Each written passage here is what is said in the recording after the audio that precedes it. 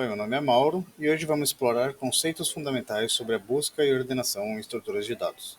Usando exemplos em C para ilustrar, também vamos fazer uma análise detalhada do algoritmo Selection Sort, destacando suas características, vantagens e limitações. Introdução à busca.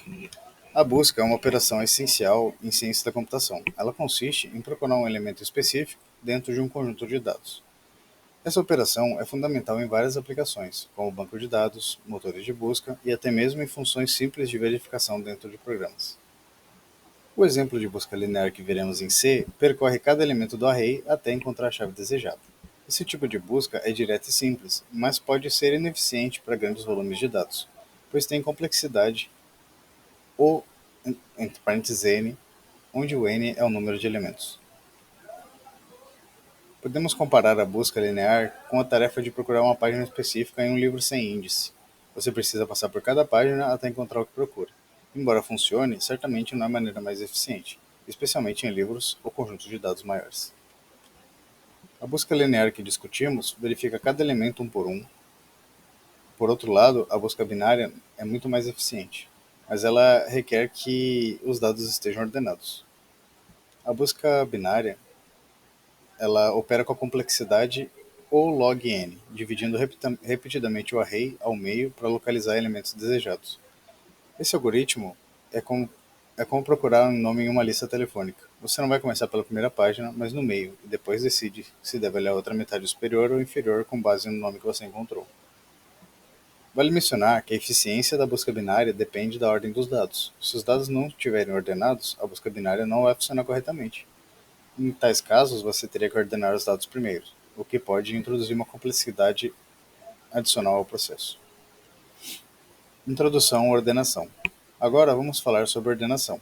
Ordenar dados é crucial, pois facilita operações subsequentes, como busca binária, e também melhora a legibilidade e organização dos dados. Existem muitos algoritmos de ordenação, cada um com características e desempenhos específicos.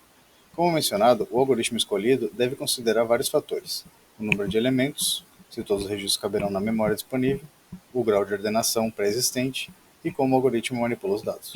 Por exemplo, em grande base de dados, a escolha de um algoritmo eficiente de ordenação pode reduzir drasticamente o tempo de processamento. Em sistemas de tempo real, onde a velocidade é crítica, selecionar o algoritmo adequado pode ser a diferença entre o sistema responsivo e um que falha ao atender às demandas. Algoritmo de ordenação Selection Sort. Selection Sort é um algoritmo mais simples de ordenação. Ele funciona ao encontrar o melhor elemento no array e colocá-lo na primeira posição, repetindo o processo para os outros elementos. Apesar da simplicidade, ele é ineficiente em grandes conjuntos de dados devido à complexidade dele.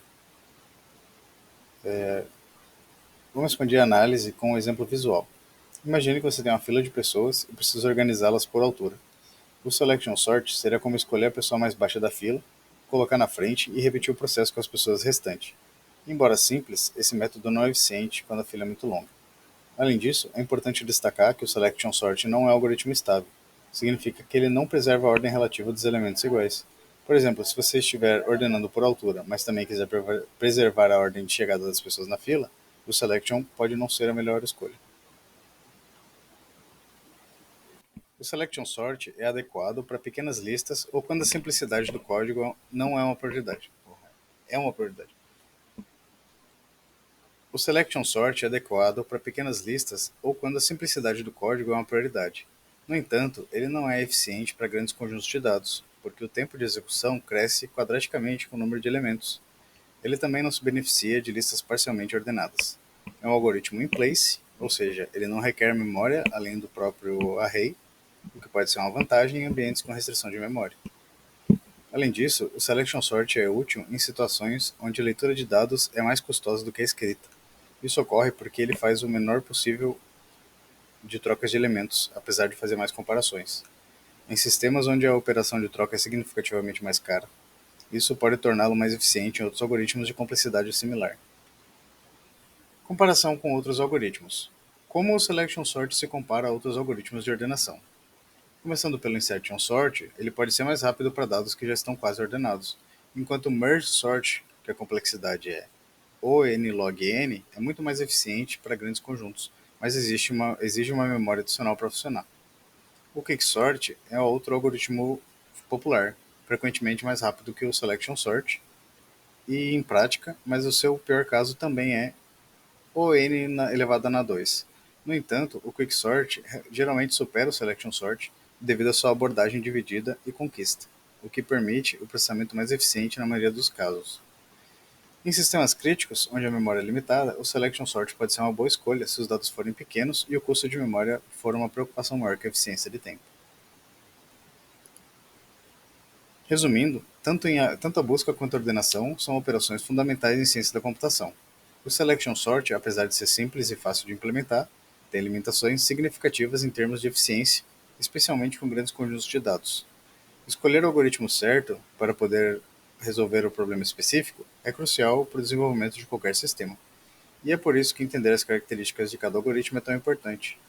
Considerando as aplicações práticas, é sempre bom pensar nas instruções de dados que você está usando e como o algoritmo escolhido interage com ela. Isso não só ajuda a otimizar o desempenho, mas também a garantir que o sistema seja escalável e mantenha a integridade dos dados ao longo do tempo.